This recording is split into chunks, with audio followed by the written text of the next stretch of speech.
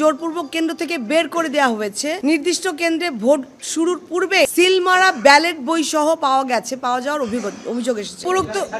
উপরোক্ত ঘটনাসমূহ একটি অবাধ, সুষ্ঠু ও নিরপেক্ষ নির্বাচনের সাংবিধানিক নিশ্চয়তা বাংলাদেশ সংবিধানের অনুচ্ছেদ 119 অনুযায়ী নির্বাচন কমিশনের দায়িত্ব পরিপন্থী। ইতোমধ্যেই সহকারী রিটার্নিং অফিসারের নিকট লিখিত অভিযোগ দায়ের করা হয়েছে, তবে কার্যকর প্রতিকার পাওয়া যায়নি। অতএব আমরা এখন আমাদের আবেদন থাকবে আরপিও 1972 আর্টিকেল 91A ইলেকশন কমিশনের তত্ত্বাবধান ও নিয়ন্ত্রণ ক্ষমতা এবং প্রযোজ্য অন্যান্য ধারার আলোকে সংসদীয় আসন 187 ঢাকা 14 এর ঘোষিত ফলাফল অবিলম্বে স্থগিত করা হোক। অভিযোগকৃত কেন্দ্রসমূহের ফলাফল বাতিলপূর্বক প্রয়োজনীয় ক্ষেত্রে পুনর্নির্বাচনের ব্যবস্থা গ্রহণ করা হোক।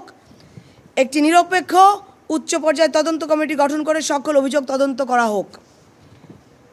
আরপিও 1972 এর আর্টিকেল 73, 74 ও অন্যান্য প্রাসঙ্গিক ধারার আওতায় দায়ী ব্যক্তিবর্গের বিরুদ্ধে আইনানুগ ব্যবস্থা গ্রহণ করা হোক। ভবিষ্যতে এ ধরনের অনিয়ম প্রতিরোধে সংশ্লিষ্ট নির্বাচন কর্মকর্তাদের বিরুদ্ধে বিভাগীয় ব্যবস্থা সহ প্রয়োজনীয় প্রশাসনিক নির্দেশনা জারি করা হোক।